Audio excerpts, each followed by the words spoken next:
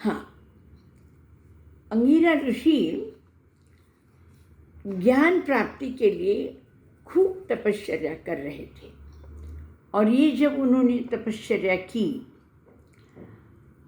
तो उनका तेज इतना बढ़ गया कि अग्निदेव प्रकट हो गए और उन्होंने कहा, ये मेरे से ज़्यादा तेज आज तुम पर मुझे नज़र आ रहा है, तो क्यों नहीं कि आप मेरा काम स्वीकार कर लो और मैं आपकी भूमिका निभाऊंगा। तो अंगिरा ऋषि ने बड़ी नम्रता से कहा, नहीं भगवान, आप भगवान हो, आप भगवान ही बने रहो, हम ऋषि हैं, हम ऋषि की तरह रहेंगे, लेकिन मेरी एक इच्छा है कि जब हम मानव देह इस ज़मीन पे, मातृभूमि पे देह छोड़ देते हैं, तो इसका जो आत्मा है उसे आप स्वर्ग ले जाइए। इसीलिए हम लोगों में अग्नि दिया जाता है। बहुत सुंदर कहानियाँ हैं वेद में। और एक अग्नि का हम देखेंगे तो ये ज्ञानी लोगों को और सज्जन लोगों को ज़्यादा ज्ञानी बनाती है, सज्जन लोगों को। हाँ, और कहीं ना कहीं उन्हें सही मार्ग पे ले जाती है, सही और गलत में फ़र्क बताती है और सही मार्ग पे ले जाती है। अग्नि कल्याणकारी शक्ति है और हमें दिव्यत्व देती है, प्रदान करती है, और हमें स्पिरिट और मैटर यानी आत्मा या ब्रह्म और माया का ज्ञान हमें अग्नि से प्राप्त होता है। अब हम देखेंगे वायु। वायु भगवान का है। आप जानते हैं प्राण कितना महत्वपूर्ण है। पूरे संसार में जो हवा बन के है वो मानव शरीर में सांस के स्वरूप में है, और ये सांस की तो महत्व आप जानते हैं। हम 2 मिनट भी अगर सांस नहीं लेंगे तो राम राम कहेंगे। फिर आते हैं इंद्र भगवान। ये इंद्र भगवान बड़े ही पराक्रमी थे। उस समय असुर और मानव में, असुरों की तरफ से मानव कल्याण के लिए रुकावट आती थी। जैसे पानी था, अब पहाड़ों से नीचे पानी उसे आना चाहिए, लेकिन असुरों ने वो पानी को वही पत्थर वगैरह फेंक के पहाड़ों पे रोक देते थे। ऐसे करने से इंद्र ने कम से कम 100 असुरों के गांव नष्ट कर दिए। एक हमें बहुत अच्छा जान लेना चाहिए कि मानव कल्याण के लिए ये सभी भगवानों ने अपनी तरफ से कर्म किए हैं और अखंड स्वरूप में किए हैं। जब से मानव सृष्टि में पैदा हुआ है तब से, आप उसे बिलियंस ऑफ ईयर्स कहो, कि वो देखते हैं, वो हमें मानव कल्याण के लिए सब भगवान कार्य करते हैं। इतना ही नहीं, मुफ्त में करते हैं। हम लोग ना सूरज को पैसे देते हैं, ना बारिश को देते हैं, ना हवा को देते हैं, ना पृथ्वी को देते हैं। हमें ये सब जो कुछ ज्ञान प्राप्त हो रहा है, जो हमें सेवा प्राप्त हो रही है, वो सब भगवानों ने मानव कल्याण के लिए मुफ्त में रखी है। और ऐसे भी नहीं कि अच्छे को मिलेगी बुरे को नहीं, सबको मिलती है। शेर को मिलेगी तो मानव को भी मिलेगी। इस प्रकार से सेवा में भगवान जुटे हुए हैं, सब भगवान।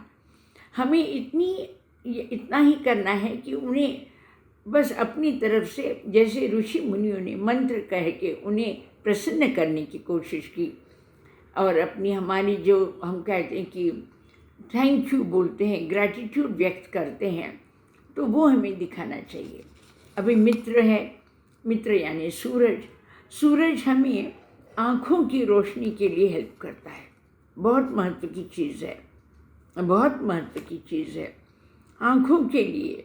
वैसे इंद्रदेव हमें सिद्धि भी देते हैं, अनंत सिद्धि देते हैं, और खुद उन्होंने भी 100 से अधिक यज्ञ किए हैं मानव को, एक प्रकार की दिखाने के लिए कि इतने यज्ञ का महत्व है जिससे देवत्व या दिव्यत्व प्राप्त हो सकता है। हम मित्र के बारे में बात कर रहे थे। ये है सूरज। सूरज हमें आँखों की रोशनी के लिए बहुत ही महत्वपूर्ण है। वरुण, वरुण भगवान है, ये मन को प्रोत्साहित करते हैं, मन को सुंदर बनाते हैं। वरुण यानी ये बारिश के भगवान, गॉड ऑफ रेन। ये हमें उत्कृष्ट देते हैं, स्ट्रेंथ देते, ताकत देते हैं हमें मन को, और हमें सही मार्ग पर ले जाते हैं, सही मार्ग पर ले जाते हैं। ऐसे कहते वरुण ने सूरज को आकाश में किसी भी आधार के बगैर रहने के लिए वरुण ने हेल्प किया है। तो इस प्रकार से, और पानी सबसे अधिकतम, उसमें दवाइयाँ होती है, शुद्ध पानी में दवाइयों की ताकत होती है। तो ये वरुण हमारे लिए बहुत महत्व रखते हैं। अश्विनी देव, अश्विनी देव भी यहाँ पे आते, प्राण और अपान के स्वरूप में। हम सांस लेते हैं, छोड़ते हैं, तो ये दो अश्विनी देव हैं भगवान। ये तो राजा भगवानों के वैद्य थे, यानी दवाइयों के बारे में, लेकिन हमारे लिए सिर्फ सांस के स्वरूप में हमारी जो बीमारियां होती वो नष्ट करते हैं, त्रिदोष नष्ट करते हैं। तो ये फिर अपने लिए अश्विनी देव का रूप भी बहुत महत्वपूर्ण है। विश्वदेव, सब भगवान हमें दौलत देते हैं, वैभव देते हैं। सरस्वती माँ ज्ञान देती हैं।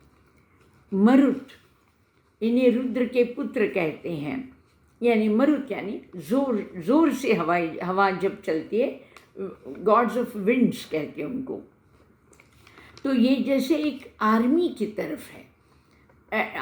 तरफ है, बहुत बार ऐसे जोर से ये वायु बहते हुए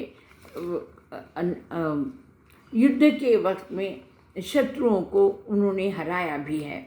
ऐसी कई कहानियाँ हैं। ऐसे ये पूरे अपनी ताकत लगाएंगे तो पूरा पृथ्वी को वो उखाड़ सकती है, लेकिन वो नहीं करते। पृथ्वी भी आप देखिए अपने लिए धीरे धीरे चलती है ताकि हम अपने घर बसा सकेंगे। तो पृथ्वी भी एक देवता में आते हैं, उसे पृथ्वी कहते हैं। द्यावा पृथ्वी यानी स्काई, आकाश और पृथ्वी। फिर मातृभाषा के बारे में कहा गया है। उसके बाद बृहस्पति है। बृहस्पति हमें क्या देते हैं? बृहस्पति के बगैर हमें ज्ञान की उत्सुकता नहीं होगी। बृहस्पति के कृपा से हमें ज्ञान प्राप्त करने की इच्छा होती रहती है।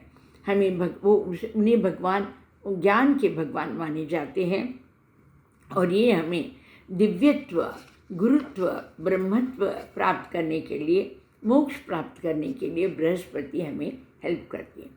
पूषण है, ये भी सूरज का एक रूप है। कहते हैं हम जब मृत्यु पाते हैं तो हमारी जो आत्मा है उसे सही सलामत स्वर्ग या कहीं और जहाँ ले जाने की ज़रूरत होती है वहाँ पूषण ले जाते हैं। फिर हमारे पास भग है, रुभु है।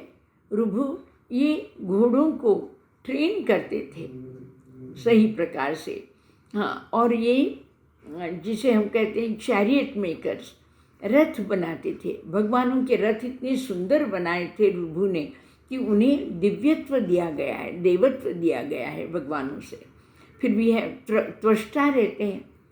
त्वष्टा ने बहुत बड़ी बात की है। त्वष्टा ने इंद्र का वज्र, जिसे हम उनका शस्त्र कहते हैं, इंद्र का शस्त्र, जिसके आधार से उन्होंने अनंत असुरों को मार दिया है। तो ये उनका वज्र बनाने वाले त्वष्टा है। इसी प्रकार से अभी सूरज के बारे में हमने एक बार देखा है, फिर भी अगर देखेंगे सबसे बड़ा काम है, ज़्यादा पानी अपने किरणों में वो रख लेता है, अब्जॉर्ब करता है, शोषण करके रख देता है ताकि हम उसे ज़ाया न करें। और जब ज़रूरत होती है उसे बारिश के रूप में वो हमें सूरज पानी बहाने देता है। गंधर्व है, गंधर्व विद्वानों को ताकत देते हैं। विष्णु जी है, ऐसे कहते हैं पृथ्वी का पूरा 3 बार चल के पृथ्वी को धन धान्य के लिए योग्य बनाया है। उसे जैसे हम टिलिंग कहते हैं, या ज़मीन को जो फार्मर्स ऐसे प्लाव करते हैं, वो भगवान विष्णु ने अपने 3 पैरों से पूरे पृथ्वी को किया ताकि वहाँ पे धन और धान उपजे। फिर हमारे पास नदियों को दिया, देवत्व दिया है। नदियों को क्या काम है? हमारे जो पाप है उसे धो के ले जाते हैं। बहुत उत्कृष्ट भगवान ने रचाया है। सविता सूर्य के बारे में एक बार देखा।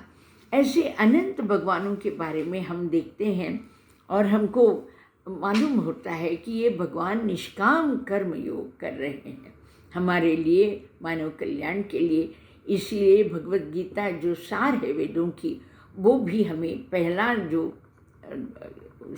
पहली जो सूझ देते हैं कि कर्म करते रहो और निष्काम कर्म करते रहो, ताकि ये विश्व जो अपना है, अभी इसे भगवान अपनी तरफ से पूरी तरह से सब दे रहे हैं, लेकिन हमारा भी कुछ कर्तव्य बनता है कि हम भी अपने विश्व के लिए काम करते रहें। तो हम हर एक इंसान को कर्म की आवश्यकता है। जितनी हो सके निष्काम कर्म करते रहो, सेवा के स्वरूप में करते रहो, ताकि मोक्ष प्राप्त हो सके। जितना मन निर्मल होगा मोक्ष आसान होगा। जितना कर्म लोगों के लिए करोगे उतनी तुम्हें शक्ति बाकी सब भगवानों की तरफ से प्राप्त हो सकती है। मैंने हिंदी में कोशिश की है, वैसे तो ये मेरी मातृभाषा नहीं है, लेकिन मेरे कई ऐसे भक्त हैं जिन्हें हिंदी में चाहिए, इसलिए मैंने ये कोशिश की है। मैं हूँ स्वामी राधिकानंद पूना से। अगले महीने मैं 1000 से 2000 ऋग्वेद की ऋचा पे प्रवचन दूंगी। नमस्कार।